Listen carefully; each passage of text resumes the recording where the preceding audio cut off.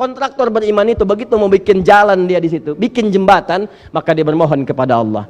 Ya Allah, ridhakan dengan jembatan yang aku akan buat, ya Allah. Ada orang gunakan jalan itu untuk taklim. Berapa banyak orang lewat jalan di sini? Kalau cuma urusan uang, dapat uang juga. Dunia nggak ketinggalan kok. Ikut akhirat, dunia ikut. Ikut dunia, akhirat nggak akan ikut. Seperti bayangan. Jadi kalau Anda minta, ya Allah, anugerahkan kami ilmu pengetahuan. Kenapa Nabi minta diawalkan ini? Karena semua amalan-amalan yang kita kerjakan, itu dasar penerimaan pertamanya berasal pada sumber pengetahuan. Ilmu. Tapi bukan ilmu biasa, teruskan kalimatnya. Ilman nafi'a. Ilmu yang membawa manfaat. Apa dikira yang koruptor itu nggak punya ilmu? Punya. Bahkan ngasih kode. Lihat kode-kodenya itu. Besok tolong bawakan batik ya. Batik. Masya Allah. Kijangnya ditaruh di mana? Kijang. Ya, padahal dolar maksudnya. Dan sebagainya. Ilmu. Apakah pencuri kotak infak di masjid gak punya ilmu? Punya. Bahkan dia ngawasin dulu. Mana CCTV-nya? Kemana arahnya? Kapan mereka takbir? Siapa imamnya?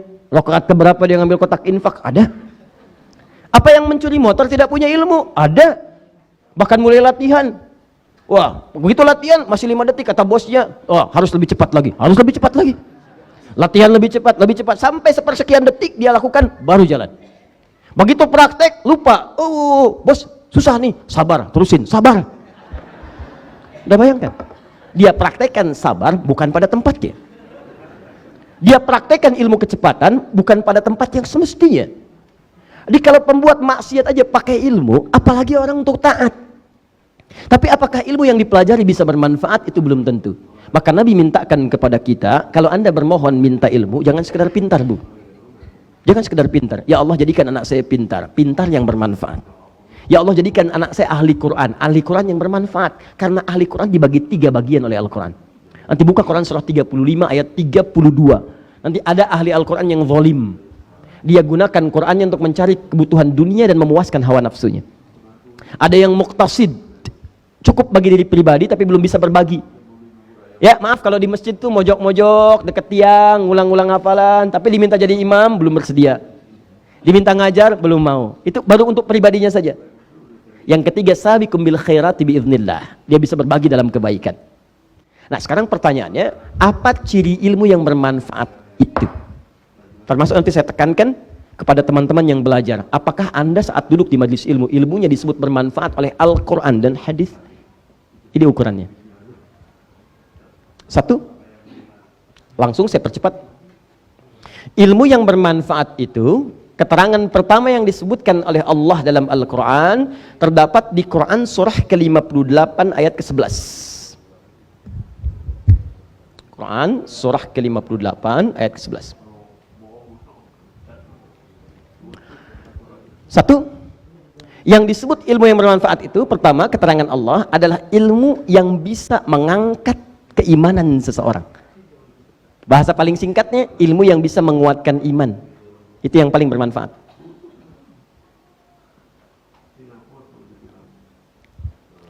Karena itu kalau Bapak Ibu duduk di majelis ilmu, di pengajian, dimanapun, coba pastikan ilmu yang Anda pelajari itu bisa mengangkat, menguatkan iman Anda.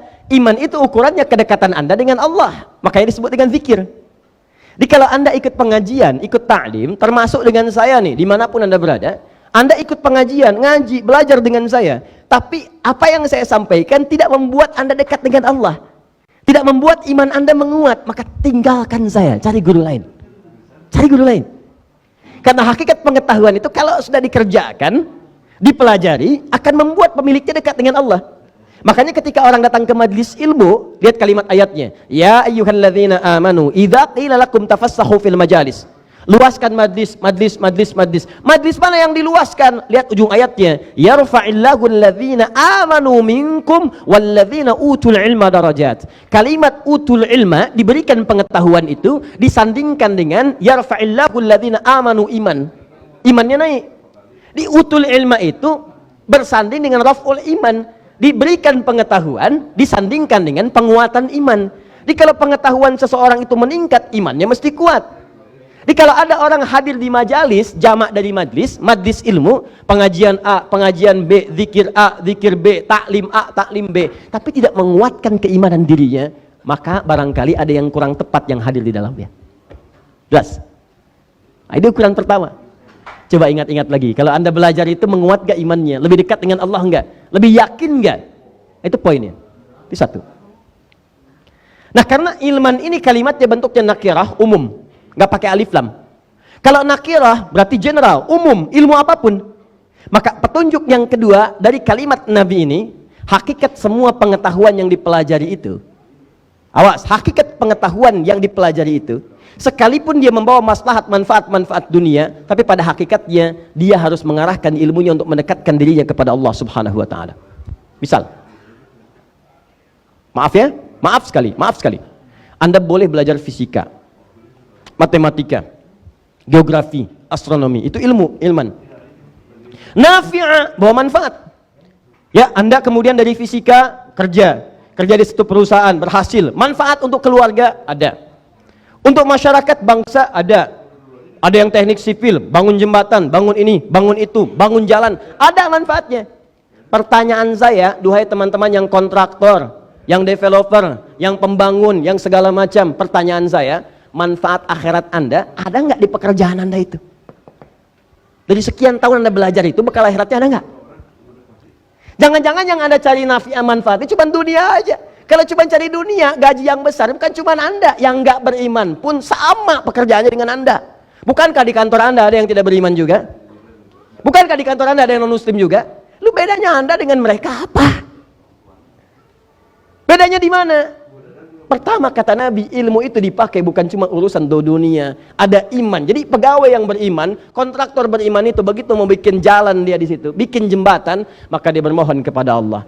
Ya Allah, ridhakan dengan jembatan yang aku akan buat, ya Allah, aku niatkan karenamu. Maka kalau ada peserta umrah lewat situ, dia mendapat bagian dari pahalanya tanpa dikurangi sedikit pun. Ada orang gunakan jalan itu untuk taklim. Berapa banyak orang lewat jalan di sini? Kalau Anda bangun kerjakan karena Allah, setiap orang taklim lewat situ, fasilitas dari Anda dapat pahalanya tanpa dikurangi sedikit pun. Hadisnya sahih. Man dalla ala khairin, di hadis Muslim. Falahu ajruhu mithla ajri fa'ili min ghairi an yankusa min ajri syai'. Siapa yang memfasilitasi bahkan cuma menunjukkan pada satu kebaikan, lalu dikerjakan oleh orang lain kebaikan itu, maka dia mendapat pahala yang sama dengan orang yang mengerjakan tanpa dikurangi sedikit pun. Saya mau tanya pada Anda, apakah pembuat pipa-pipa keran yang dipakai wudhu, membuat pipanya diniatkan karena Allah? Kalau cuma urusan uang, dapat uang juga, dunia nggak ketinggalan kok. Ikut akhirat, dunia ikut dunia, akhirat gak akan ikut, seperti bayangan. Bayangan tuh kalau Anda kejar, nggak akan ketangkap. Tapi kalau Anda berbalik, dia ngikut. Nggak percaya silahkan kejar-kejar bayangan. Kalau nggak mau ada kerjaan, kejar ya. Ayo kejar. Tapi kalau Anda balik, dia ikut. Saya tanya pada Anda sekolah tuh tinggi-tinggi, sekolah lama-lama, kemudian dapat pekerjaan. Pekerjaan Anda itu bawa bekal akhirat apa enggak? Ini nafi'ah nih. Ini poinnya. Itu teman-teman yang ahli astronomi, petakan bintang, ini itu dan sebagainya. Dipakai nggak ilmunya itu untuk membantu menetapkan awal Idul Fitri, awal Idul Adha, ngitung kapan yang akurat waktu sholat dan sebagainya? Pernah nggak dipakai begitu? Yang ahli matematika, pernah nggak didorong misalnya untuk bantu ngitung warisan, menciptakan aplikasi memudahkan hitung waris, menciptakan aplikasi untuk memudahkan hitungan zakat? Pernah nggak? Coba saya nasihati ya, jadikan satu episode dalam alur kehidupan Anda untuk mencari bekal akhirat. Sebetulnya yang lainnya sambi. Ini bukan kerja sambilan. Ya Ustadz, sambil kesibukan lah bikin aplikasi zakat. Sambi. Enak aja, akhirat bukan nyambi. Jangan salah Bu ya, kadang orang tua yang nengok anaknya ke pesantren pun itu suka keliru. Nah, sehat nah, uang masih ada. Uang. Gimana belajarnya?